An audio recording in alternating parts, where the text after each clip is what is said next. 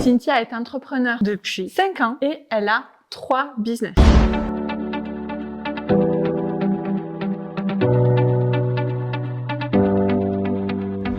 Hello les chefs d'entreprise, ici Magali Maté, votre ingénieure en droit du patrimoine et de la famille, experte en finance et en fiscalité pour vous les chefs d'entreprise. Avant de démarrer cette vidéo, je t'invite à t'abonner et à cliquer sur la cloche pour recevoir toutes les notifications.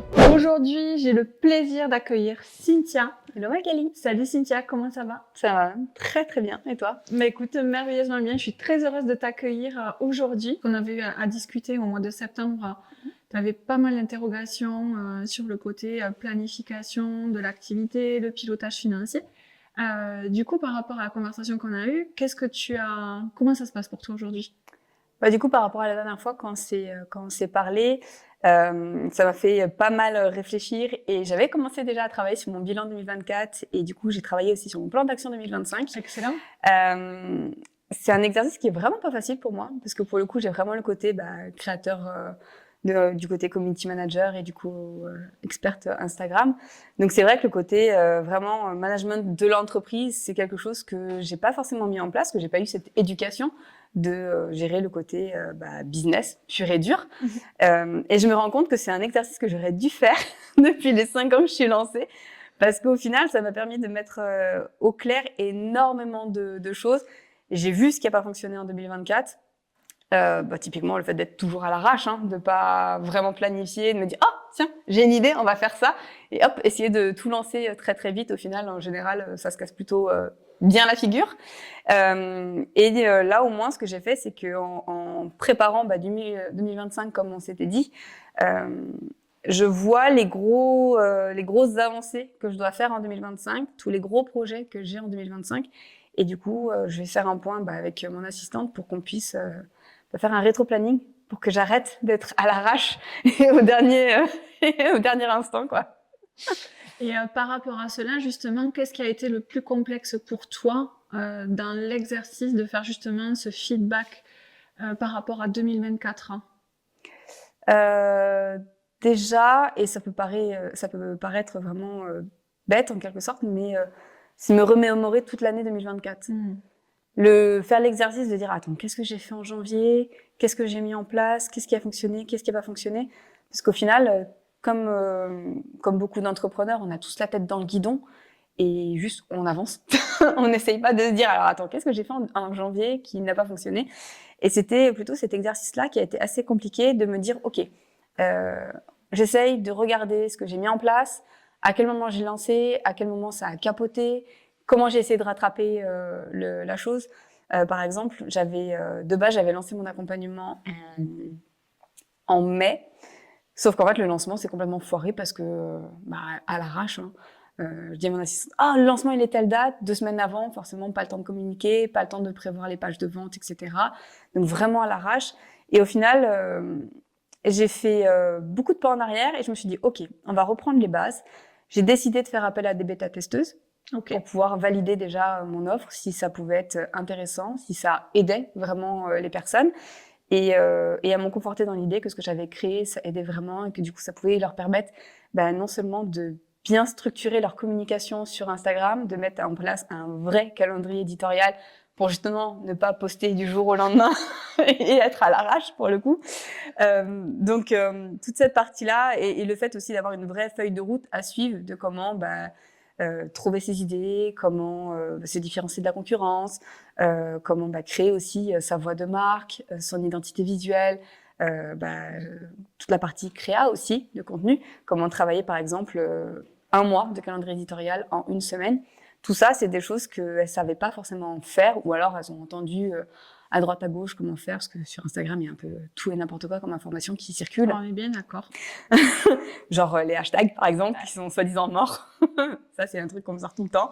Et donc, le fait de les avoir en coaching régulièrement, de leur avoir mis à dispo la formation, au final, j'ai eu pratiquement que des retours positifs. Il y a quelques points forcément d'amélioration, parce qu'elles sont là pour ça aussi. Mais ça m'a permis vraiment de valider, du coup, la formation. Et c'est en septembre, du coup, que j'ai fait un live avec une ancienne cliente pour qui je gérais les réseaux sociaux en tant que community manager. Et grâce à cette cliente, j'ai fait 21 ventes. Génial. Félicitations. Donc, ça m'a validé l'offre et j'étais super contente. Excellent. Et du coup, quel chiffre d'affaires on peut célébrer avec ces 21 ventes? J'ai doublé mon chiffre d'affaires par rapport à l'année dernière. Waouh! Et tout ça rien qu'en amenant une planification opérationnelle et en amenant du testing pour voir si l'offre est bien alignée avec le client, cible, l'avatar avec lequel tu voulais travailler. Exactement. Excellent. Félicitations. Merci. Ça m'a fait super plaisir. Mais tu m'étonnes. Bon, même si je change encore en 2025, mais au moins, je suis contente d'avoir validé ça. Parce qu'au final, ce sera un peu comme ce qu'on discutait tout à l'heure, l'offre porte d'entrée. Yes. Du coup, dans tout ce qu'il y aura en 2025. Donc, je suis super contente parce qu'au moins, je sais que ça fonctionne, que cette offre, elle plaît et que du coup, elle permet d'aider aussi les entrepreneurs qui n'ont pas forcément le budget de faire appel à un community manager qui va leur gérer tout de A à Z, mais qui ont besoin de comprendre comment du coup Instagram et les réseaux sociaux fonctionnent pour pouvoir s'en sortir. Et une fois qu'elles auront généré assez de chiffre d'affaires, un peu comme ce qu'on échangeait, derrière faire appel à un vrai community manager pour pouvoir gérer leurs réseaux sociaux. Yes. Parce que c'est ça aussi d'amener, d'aller chercher dans des formations, c'est vraiment savoir investir dans les bonnes formations de manière à vraiment acquérir les compétences pour commencer seul sur des domaines. Mais dès lors que vous êtes en phase de développement comme toi, Cynthia, avec ce que tu as fait, c'est génial. Tu es en train de structurer, tu as une assistante avec toi, tu as une équipe de community manager qui est avec toi aussi dans ton agence. Ouais. Donc, c'est un autre développement, une autre croissance, une autre organisation en interne aussi à mettre en place. Et ça te permet de pouvoir maintenant passer sur une délégation sur d'autres missions aussi. Ouais, et du coup, le gros exercice de 2024 aussi, ça a été de jongler entre les différents business. Parce que du coup, quand on a plusieurs, c'est compliqué. Le gros lancement, c'était l'agence, comme tu as dit, en mai. Et donc, du coup, faire ramener tous les clients que j'avais à titre perso, community manager, de les lancer dans l'agence, de les amener dans l'agence, recruter des CM, chose qui ne s'est pas forcément très bien passée. Community manager. Oui, des community managers, qui ne s'est pas forcément très bien passé au début. Par exemple, on en avait 4, on a dû en licencier 3, parce que savoir-faire, elles étaient parfaites. Vraiment, rien à redire sur le travail. Par contre, le savoir-être, c'est ce qui pêchait. Et quand tu es une jeune agence, tu peux pas te permettre d'avoir des éléments un peu perturbateurs. Donc du coup, ça a été assez radical. À tout niveau de business et oui, c'est vrai. N'importe quelle expérience, c'est important de s'entourer de personnes que l'on peut dire... c'est comme dans les sports à niveau professionnel en fait. Et une chose que j'ai pu mettre en place avec mon équipe, dans mon équipe, c'est de toujours anticiper les personnes avec qui je veux travailler, que ça soit en externalisé ou bien avec mon équipe, et d'aller à la recherche de profils qui vont être ultra compétents dans leur zone de génie, trouver vraiment leur zone de génie, et de voir justement aller aller draguer, aller driver, voir ces profils-là par anticipation. Et ça passe vraiment par le développement en fait du business qu'on a envie d'avoir, parce que quand on voit que c'est le bon moment d'y aller, on sait qu'on a la bonne personne avec qui on va vraiment travailler ensemble, parce que quand on recrute une personne, c'est aussi essentiel. C'est pas l'employeur ou le client qui fait le choix d'eux, mais ça doit être vraiment un choix mutuel qui se fait pour que ça soit vraiment une belle équipe et qu'on puisse continuer à avancer, à aller très loin ensemble. C'est exactement ça. Typiquement, ce qu'on a décidé avec mes associés sur l'agence, Mathis et Maxence, c'est que maintenant, on préfère recruter des personnes qui ont le savoir-être, quitte à devoir les former sur la partie community manager, plutôt que d'avoir un savoir-faire nickel, mais un savoir-être pas top, pour rester vraiment gentil, parce que c'est plus facile du coup de monter en compétence sur du savoir-faire plutôt que de changer quelqu'un, parce que c'est son caractère et c'est sa manière d'être. Et du coup, par rapport à cela, est-ce que avec tes associés, vous avez pris du temps, vous êtes posé pour clarifier et déterminer les valeurs de l'entreprise? C'est vrai que ça, c'est pas un travail qu'on a fait. L'agence, elle s'est tellement lancée vite qu'on n'a pas vraiment eu le temps de se poser sur tous ces aspects-là. Après, tu l'as vu, on n'est pas du genre à se prendre trop la tête. On est vraiment des passionnés par le métier et on marche beaucoup sur le coup de cœur, que ce soit avec nos clients ou du coup avec les personnes avec qui on travaille. Et c'est vrai que pour toute cette partie-là, c'est à structurer et vraiment à travailler parce que autant quand tu bosses tout seul sur ton activité, c'est tes valeurs à toi qui représentent ta société en quelque sorte. Mais quand tu as des associés sur un business, du coup, faut te mettre raccord avec tes associés pour avoir les mêmes valeurs, pour pouvoir avancer dans un même sens. Chose pour l'instant qui se passe très très bien et on a vraiment la même vision avec les jumeaux, donc c'est ça qui fait que l'agence elle fonctionne bien et qu'elle marche bien là. Mais c'est un travail qu'il faut qu'on fasse sur 2025, indéniablement, se poser sur les valeurs pour pouvoir avancer. Tu vois, quand j'ai eu j'ai eu le même parcours que vous en fait au début. Et il y a 5 ans et demi, quand j'ai créé mon cabinet, j'avais pas grand monde qui croyait en moi, en mon business. Et du coup, j'ai eu une croissance qui a été assez exponentielle au départ, malgré la période de Covid, puisque je m'étais installée en mai 2019. Et j'ai vite mis des actions correctrices en place, et notamment, même si j'étais seule, je savais justement par anticipation qu'il allait falloir dans quelques mois recruter. Et du coup, je me suis posée et j'ai écrit mes valeurs. Ok. J'ai écrit mes valeurs parce que c'est des choses sur lesquelles, tu vois, je reviens dessus chaque mois quand je fais ma journée de pilotage d'entreprise.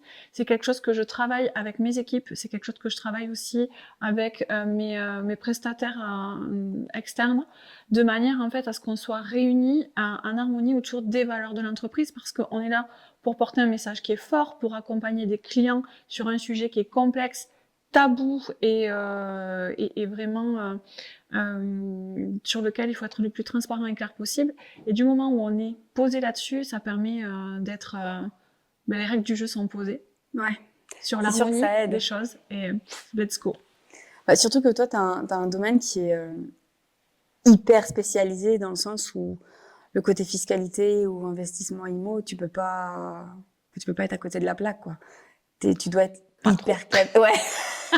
Tu dois être hyper cadré, sinon tu sais qu'à un moment donné ça peut pas le faire. Ah, ça peut pas matcher, c'est sûr, parce qu'il y a tellement de lois dans le code général des impôts et tellement de manières d'aller investir qu'il faut vraiment mettre en place, comme tu le dis si bien Cynthia, c'est vraiment de mettre en place quelque chose qui soit très personnalisé et qui correspond à la situation de mon client, de mes clients avant tout. La stratégie, elle est vraiment essentielle.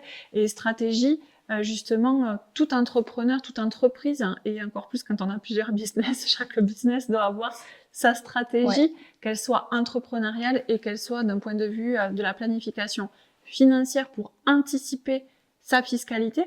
Est-ce que, par les discussions qu'on a pu avoir justement au mois de septembre, tu as pu regarder un petit peu, mettre en place des tableaux de bord? Ouais. Yes. Ouais.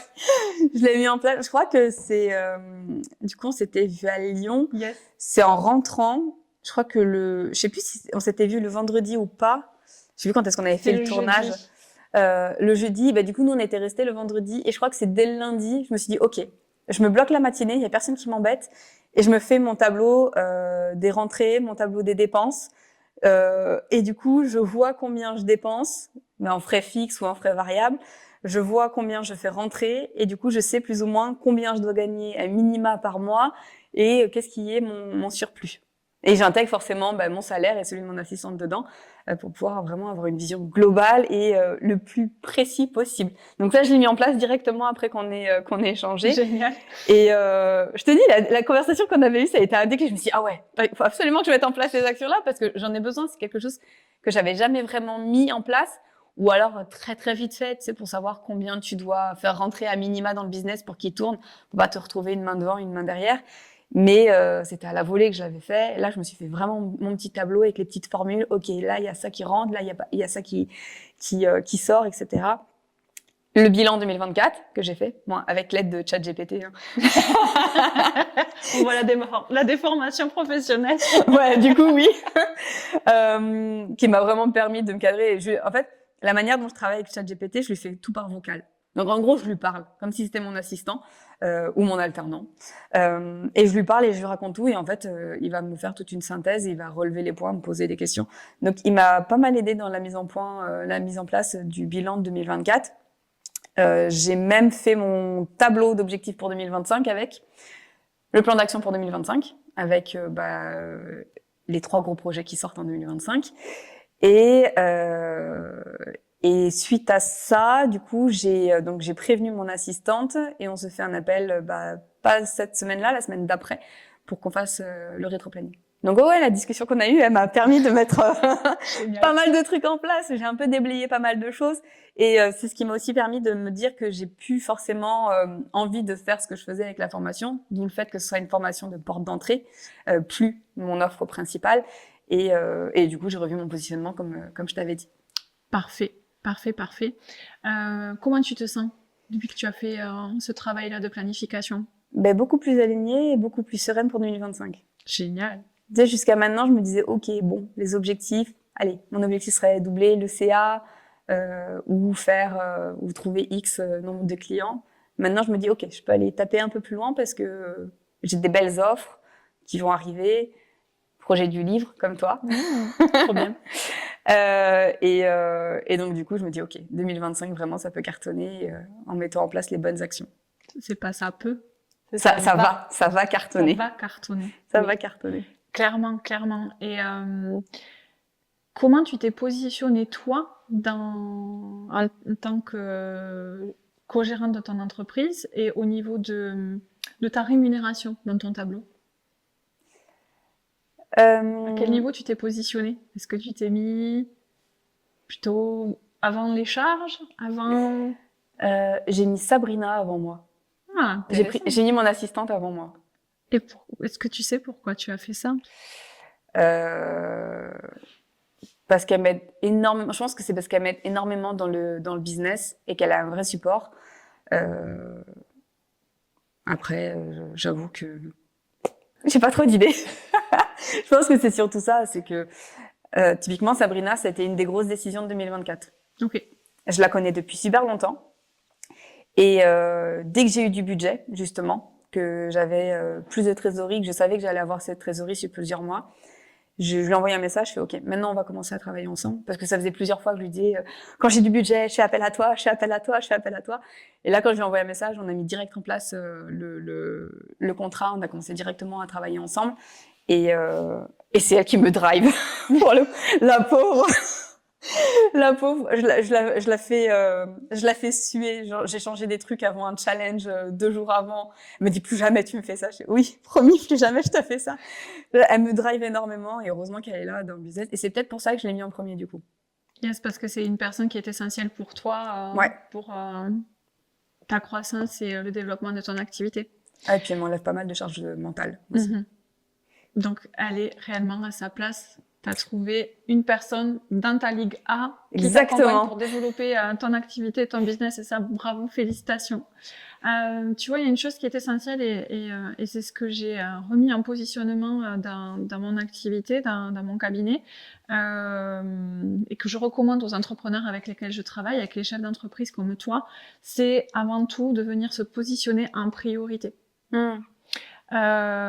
C'est pas par ego ou par prétention que je dis cela, mais vraiment, cela permet de savoir pourquoi on se lève le matin, nous, en tant que dirigeant d'entreprise, en tant que chef d'entreprise, parce que on est des personnes multicasquettes et comme tu l'as dit au départ, on a très souvent la tête dans le guidon. Ouais. Nous ne sommes pas des PME, nous ne sommes pas des multinationales avec des multitudes d'équipes et des centaines de collaborateurs ou des dizaines de collabs. Donc, ce rôle de multicasquette nous éparpille souvent. Et en fait, le fait de venir se positionner en haut d'une pyramide, on est la pièce maîtresse, on est le capitaine à bord. T'es le capitaine de ton entreprise avant tout, tu vois. Ouais. Et en tant que pilote, le fait que tu te positionnes en numéro 1, tu vas venir aussi prendre cette posture de dirigeant d'entreprise sur lequel tes équipes aussi, quand elles vont grandir, vont se dire « Ah ouais, je sais où elle va, je sais où elle a sa vision parce que tu profites de cela, tu leur partages. » Et se positionner en priorité sur la rémunération, tu te diras, dans des moments de challenge, de difficulté, je dis « Ah ouais, mais je sais pourquoi je fais ça. Et parce que j'ai cette rémunération qui me permet aussi de concrétiser ma richesse personnelle. Ouais, et tu sais que ça fait totalement sens parce que je sais plus quand est-ce que j'avais vu ça, mais il y a une entrepreneure américaine qui disait, je crois qu'elle a une équipe, elle, d'une dizaine de personnes dans son business. Elle disait que par semaine, elle prenait 10 heures pour elle. Mais pas sur son temps libre, hein, genre pas les week-ends, vraiment dans sa semaine de travail. Elle prend 10 heures pour elle. Et en gros, comme ce que tu as dit, elle dit, je me suis rendu compte après qu'elle ait fait un burn-out malgré son équipe, etc., etc. Elle s'est rendue compte que c'est le capitaine du bateau, qu'elle navigue une équipe en quelque sorte, et que si le capitaine ne va pas bien, bah, l'équipe est cool. Et donc, la décision qu'elle a prise, donc c'était ces 10 heures juste pour elle dans sa semaine de travail, où en gros, elle va à la salle, elle va au spa, elle fait de la méditation, se fait coacher pour du développement personnel, etc. Et elle disait qu'elle se sentait vachement plus alignée une fois qu'elle avait mis ça en place. Et surtout, elle avait du coup pu mettre des actions et monter son chiffre d'affaires par rapport à toute cette distance qu'elle a prise par rapport à son business. Mais c'est quelque chose qui est assez dur à mettre en place au final quand tu as la tête dans le guidon, parce que tu n'as pas ce recul sur ton business. Et ça, tu vois, pour avoir ce recul sur le business, alors sur des tailles, des structures comme on peut avoir, ça peut être complexe de se dégager 10 heures de temps par semaine. Et encore, ça dépend aussi des objectifs et des atteintes de croissance qu'on veut aller chercher, clairement. Mais venir se positionner, tu vois, une journée dans le mois. C'est ce que je fais réellement tous les mois, c'est de positionner une journée dans le mois pour lever la tête et prendre de la hauteur sur mon business, venir voir comment ça se passe avec les équipes, comment on délivre les offres auprès de nos clients, comment on accompagne nos clients, et le pilotage financier, faire le point sur la comptabilité et voir également où est-ce que, par rapport à ma vision, est-ce que je suis dans le bon train, est-ce que je me suis pas un petit peu écartée, parce que comme tu disais tout à l'heure, si se rappeler en fait en janvier 2024 ou en février ce que tu as fait, c'est hyper chaud. Le fait de faire ce point en fait mensuel sur toutes ces thématiques, ça permet de se recentrer et c'est essentiel sur ces choses-là. C'est essentiel. Et c'est très juste ce que tu viens de nous partager parce que en France, l'éducation financière, Zéro. C'est zéro. Et puis, on nous apprend pas à être des personnes qui réfléchissent, qui observent, et à venir mettre en place une stratégie. On nous apprend à faire, à être des personnes qui doivent faire des choses. Ouais. Et en partant de là, moi, tu vois, en étant petite fille d'immigrés italiens, mes grands-parents me disaient toujours, faut travailler très dur, ma petite, travaille pour gagner ta vie. Sauf que c'est du dur labeur. On nous a mis cette croyance en nous. Et sauf que, clairement, c'est pas en passant 10 ou 15 heures devant ton ordi ou à produire dans ton business que tu es performant. Ah non, c'est clair. Bah, c'est un peu le problème qu'on voit en France en tant que salarié, parce que du coup, avant de me lancer, j'ai fait un MBA en communication événementielle, et du coup, j'ai fait de l'alternance pendant mes études, et après, j'ai fait le CDI, et la même problématique que je voyais durant mon alternance, et une fois que j'étais en CDI, c'était ce problème de présentéisme en France. Non, je suis obligée de rester jusqu'à 18 heures, même si j'ai fini mon travail à 15 heures, je reste devant mon écran, même si j'ai rien à faire. Je comprenais pas ce principe. Alors que quand tu vas au Canada, parce que j'ai des potes qui bossent là-bas, quand tu vas au Canada, si à 17 heures, qui sont les horaires de travail, hein, si à 17 heures, t'as pas fini ton boulot, et que tu fais des heures sup, comme ce que nous, on a l'habitude de faire en France, le manager vient te voir en disant t'as un problème, t'arrives pas à gérer ton travail, pourquoi t'as pas fini à 17 heures, comme tous les autres? C'est fou qu'en France, on se dise, je vais rester plus longtemps en entreprise pour rien, parce que clairement, c'est pour rien, alors que dans les autres pays, si t'as pas fini ton travail aux horaires de travail indiqués, c'est qu'il y a un problème et que tu sais pas gérer ton temps. C'est à un moment donné, il faut qu'on se pose les bonnes questions. Je suis totalement d'accord avec toi. Allons chercher à optimiser le temps, à trouver des solutions pour gagner en performance, en efficacité et en temps personnel au final. C'est exactement ça. Et de toute façon, tu le vois, une fois que tu es entrepreneur, ton temps, c'est ton business. Et toi-même, tu vas gérer ton temps. Si le matin, tu n'as pas envie de travailler, bah, tu travailles pas. Tu vas à la salle, tu dors plus, en fonction de ceux qui aiment dormir le matin ou pas. Et tu vas bosser l'après-midi. Il y a des personnes qui vont préférer bosser la nuit. Typiquement, semaine dernière, on était en séminaire et un des gars du séminaire disait que son associé est un hibou. Bah, en gros, il bosse la nuit et il dort la journée. Et donc, ce qu'ils font, c'est qu'ils arrivent à se caler un moment entre quand lui, il a fini sa journée et quand l'autre, il commence sa journée pour pouvoir faire un appel et pour pouvoir se cadrer. Mais c'est ça qui est bien dans l'entrepreneuriat, c'est qu'au final, tu choisis toi-même tes créneaux horaires. Si le matin, tu veux pas bosser ou si la nuit, tu veux bosser, bah, tu t'adaptes. T'es flex. Exactement. Complètement. Par rapport, si on revient sur la partie planification budgétaire et financière de ton activité, comment tu envisages la clôture de ton activité là, en 2024 d'un point de vue stratégie? Est-ce que tu as prévu des investissements? Est-ce que tu as est-ce que tu as prévu peut-être de t'augmenter d'un point de vue personnel? Est-ce que tu allais regarder un petit peu pour anticiper la fiscalité potentielle que tu auras payée en 2025? Non, alors là, je suis une mauvaise élève. J'ai pas fait ce travail. Okay. Alors, je sais que j'ai pas d'investissement à fin 2024 qui doit arriver, donc j'ai pas de sortie sur ce côté-là. M'augmenter, c'est pas prévu, étant donné que je suis en transition de business. Du coup, je préfère garder la trésor pour quand je vais vraiment switcher et pas m'augmenter pour après me retrouver un peu en galère. Mais j'ai pas vraiment, non. Pour le coup, mauvaise élève. D'accord. Ça, c'est un point aussi qui est essentiel, tu vois, de regarder. On est à quelques semaines là de la fin de l'année, en fait. Et quand on a une entreprise qui se termine, l'exercice comptable se termine au 31 décembre, c'est essentiel de faire le point.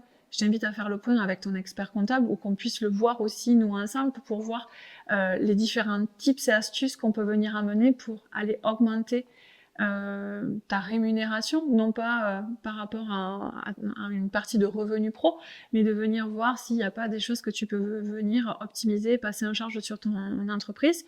Parce que c'est aussi ça, être entrepreneur, c'est venir mettre des charges que l'on peut avoir sur l'entreprise, mais finalement quand on utilise ces locaux qui sont chez soi ou voilà différentes charges incombant au mode de fonctionnement de l'entreprise qui sont répercutées sur les charges à la maison, telles que l'électricité, Internet, il y a plusieurs lignes qu'on peut venir optimiser sans forcément passer par la case taxe ou URSSAF ou impôts.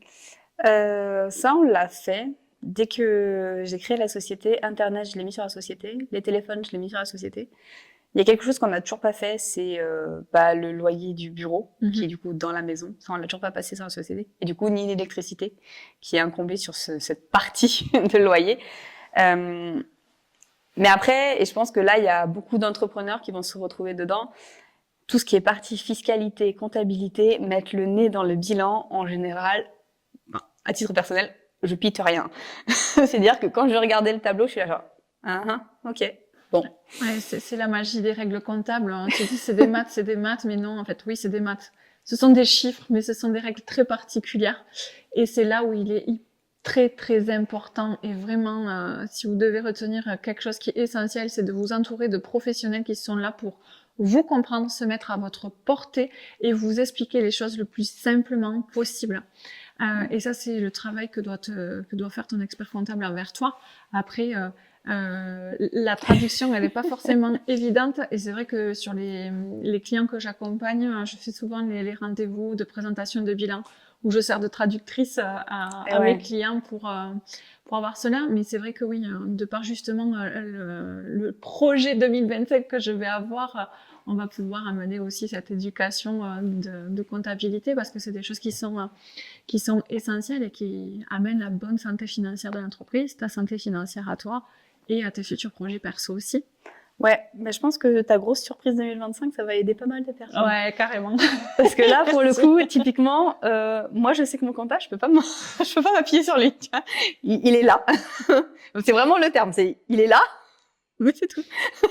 Mais tu sais, la discussion qu'on a eue en septembre et avec aussi les autres entrepreneurs que j'ai pu rencontrer, les chefs d'entreprise, c'est vraiment un projet qui est en moi depuis tellement d'années. C'est vraiment ma mission de vie d'amener ce projet-là qui va voir le jour en janvier et en plus le jour de mon anniversaire, le 23 janvier. Donc restez bien connectés. Je vous assure que le 23 janvier, ça va être une annonce de malade et qui va révolutionner l'accompagnement de l'entrepreneur au travers de sa fiscalité. Les réseaux sociaux. Yes. Et de ses finances. Vous allez avoir vraiment des pépites qui vont vous être délivrées pour devenir acteur et pilote de votre entreprise. et créateur de votre richesse personnelle. Vraiment, ça va être du bonheur. Et merci de contribuer aussi à cela, parce que c'est avec ces discussions que le projet va voir le jour. C'est un vrai bébé, là, notre bébé qui va naître. Là, pour le coup, c'est vraiment gros projet, et moi, je suis convaincue que ça va aider énormément de personnes. Carrément.